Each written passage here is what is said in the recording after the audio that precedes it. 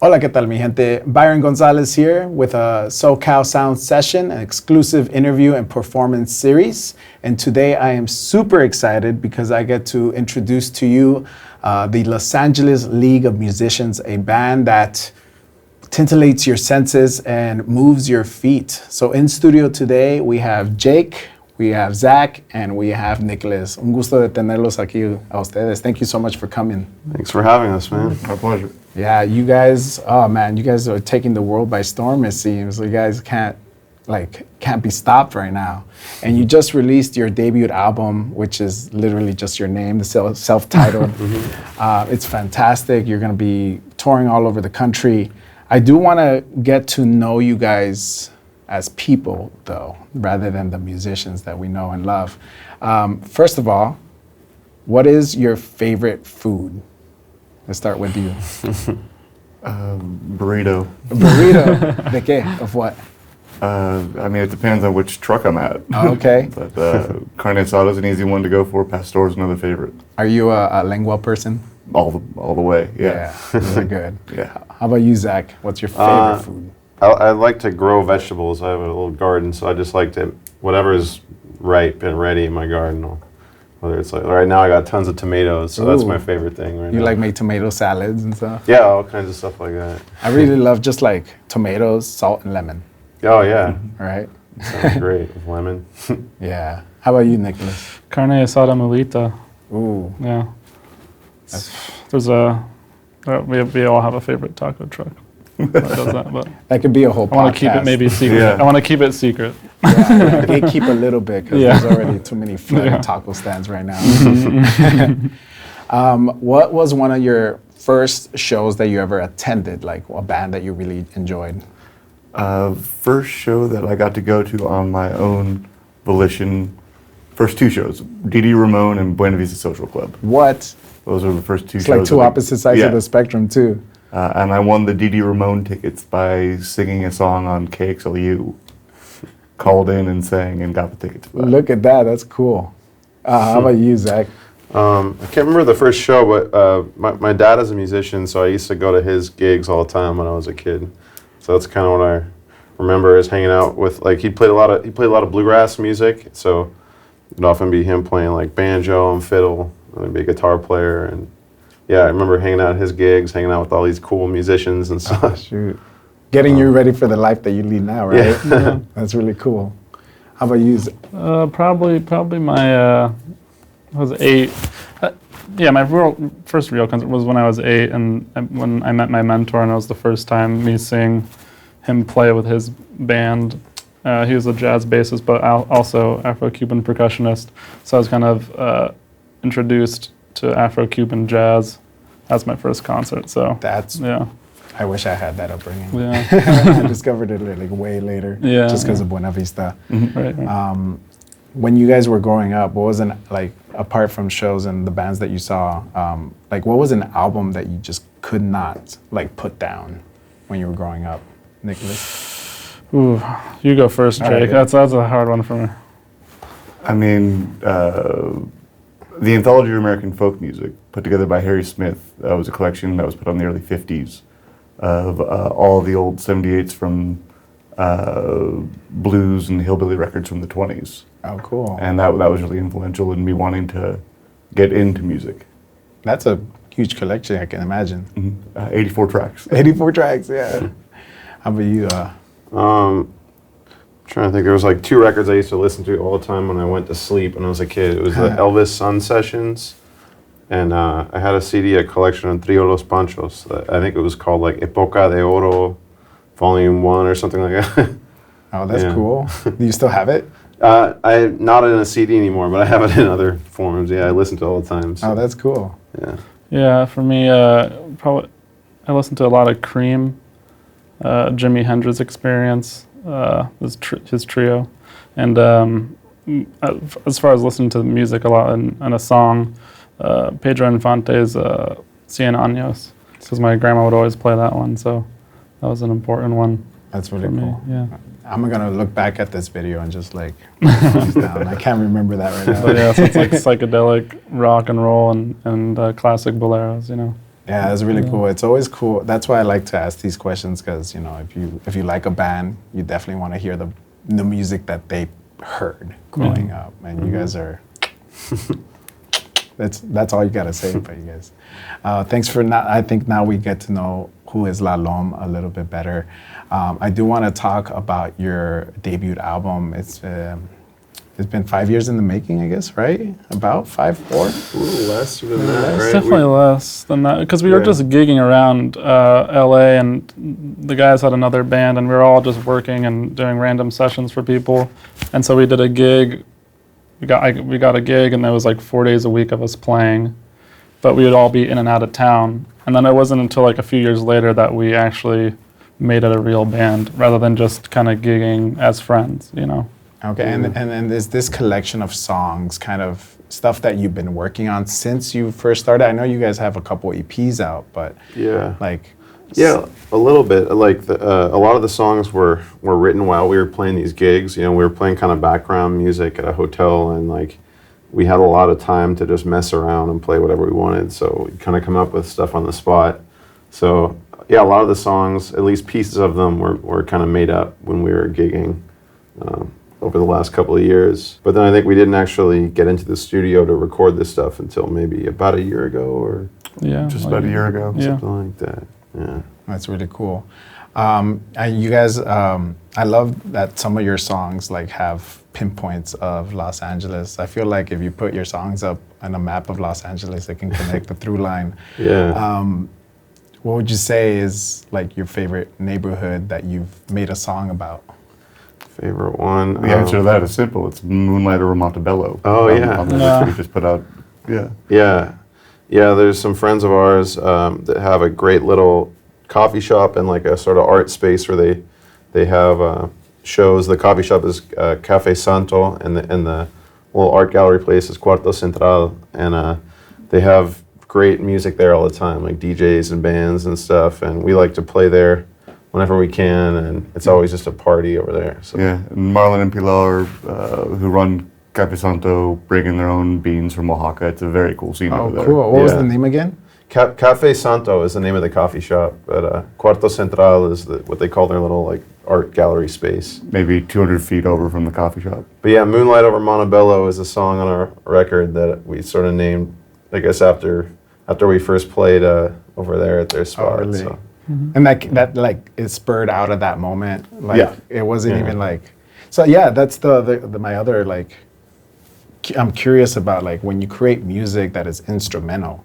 You know, there's no lyrics really following it. How do you create something like that? And you're still kind of improvisers in a sense when you're creating music. Yeah. And then how do you remember? How do you remember it? Yeah, how do you remember? You know, we just we mix things up a lot. Like we'll always be playing little pieces of things and trying them out in front of audiences, and sometimes, you know, combining different things, and then we'll decide like certain ones will stick, and we'll decide certain pieces go really well together. Oh, interesting. So these songs start in all different kinds of forms, and they get played in front of people sometimes in forms really different from how they're recorded. You know. That's cool. And yeah, just when they're good and there's something to them, they stick. And yeah. It's a feeling. It's like I feel a resonating thing that happens when. You know, I don't know how to explain it. And then it's just usually you're like, that was a good thing. Right? It just kind of clicks. Like when the parts work well together, we all know, and and that's when we record it usually. So is it safe to say that you're about to go on these string of shows on the tour? Will there be like a new album coming out of that kind of, or are you guys, because you just released a new album, that it's gonna be kind of just the album? No, sense? We're always working on new stuff. You know, we already have a bunch of new songs, and I don't know what necessarily will be on the next album yet of those, but we're constantly working and playing new things in front of people too. You know. Mm-hmm. Yeah, I think one of the joys of, the joy of getting to play every night with this is that it's a new show every night. Yeah. And so I think people who've come back to our shows have found that things are always changing and evolving, and it's fun to come back again and again, because it's always going to, the guarantee is you're going to dance. Yeah. What you're going to dance to, we're going to decide the night of. So you guys are like, musician DJs in a sense, right? Yeah, actually, that was kind of part of our as we were learning to, as we were playing for dancers in LA, we were kind of looking to the sonidero side of cumbia and seeing all the DJ stuff, and so trying to change your tempos in a way that'll intensify what the dancer feels, and learning how that kind of stuff goes. You'll pull back at a certain song, and all of a sudden everybody's really into it because they were dancing really fast before, and those kinds of dynamics are a lot of fun to play with. They are. And that's out of the DJ culture stuff. Yeah, right. Like, and then extending a song or like Yeah, exactly. blending it all in. You're like, wait, when did that song change? Like, when did this whole thing like become a different song? And it's harder to put when you don't have any lyrics in there. But I know you guys don't sing in your music, but are you guys pretty good singers? What would you say? These two. These two? Yeah, I mean, I grew up playing with my dad a lot, playing gigs since I was a kid, and we always sang together, and I still sing a lot, Yeah, maybe one, and I don't know, I've heard Nick sing, he can sing in tune and everything. It sounds good. Yeah, well, yeah, we've talked about it. There's a possibility of some LOM tracks with some singing on it. We'll see. And we worked with other singers, too. We've recorded a couple things with singers before, so. Yeah, we did a track with Gabby Moreno a couple months back. Yeah, that Alma Florecida was really good. Oh, thanks, man. That leads me into the next one. How did that flourish? Like, Gabby Moreno's my favorite. Oh, cool, yeah.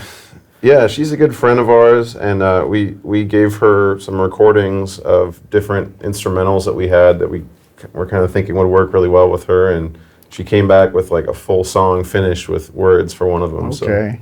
So, yeah. So then could potentially be like the future of La Lom, where you just here's our instrumental to a we would love to do musician? that with more people. Yeah, we've been talking about that, and we have some plans kind of in the works for that. So. We've made some secret recordings with other people too, but we'll see what happens. We'll see what happens. That's all I can say right now. They're secret right now.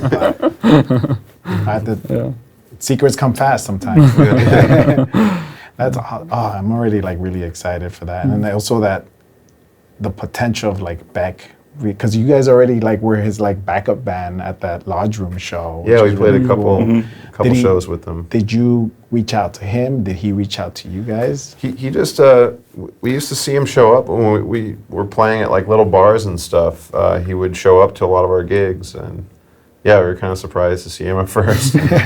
He's just always been really cool with us, and yeah, he had us open for him a couple of times. Yeah, and you were playing the guitar behind him.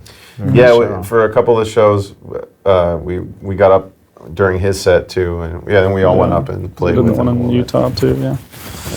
That's really cool. And now your own shows, you sold out the Mayan Theater. Congratulations! Well, I think that place is like perfect for you guys. It's got like ancient, like ancestral vibes in there, so that energy will truly come out. I'm really excited for that show. Cool. Me too. Yeah, and you guys are sold out. It's wild to think that by the time that show happens, 1 year prior, we will have just been giving up the small 3-hour-a-night gigs. It's been a real quick journey to have LA take us in so dearly. Yeah, what do you think you guys would tell yourselves when you were doing that? Or you right now tell you guys back then? What would you guys tell yourselves if you could go back in time or give some advice? Would you give yourself advice? Stop doing them earlier. I mean, I feel like really kind of grateful for these gigs we used to have, because we got to a point where we were playing like 3 or 4 nights a week or something in LA.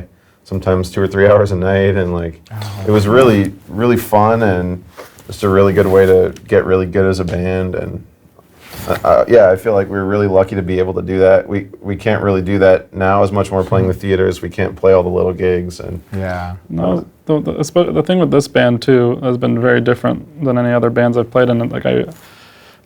Whether it was at whatever weird hotel we were playing at, and like I always enjoyed it, I always loved what we were doing. I always knew that we were going to create something special and nice, that I enjoyed. So I think going and playing a hotel gig and then knowing that we have like a really fun gig where everyone's going to be dancing at night, I was always looking forward. It was like just a warm-up thing, but we're getting paid to warm up because people like our music, and we'll go and actually play the real show, So wow, it's just fun to play.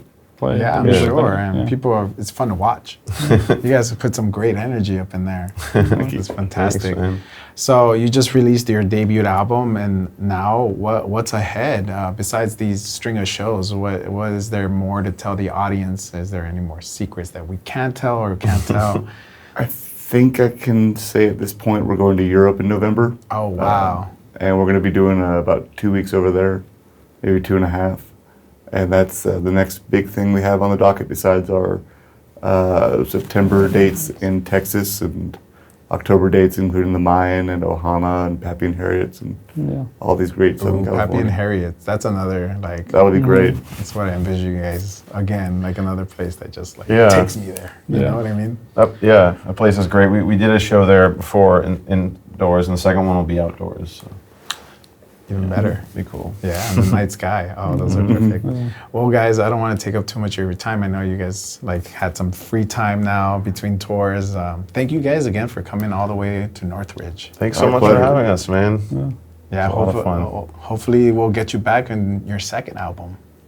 Sounds Yeah. good, man. All right, cool. That right there, the Los Angeles League of Musicians, otherwise known as LOM. Thank you again, guys. Thanks. Thanks you, man.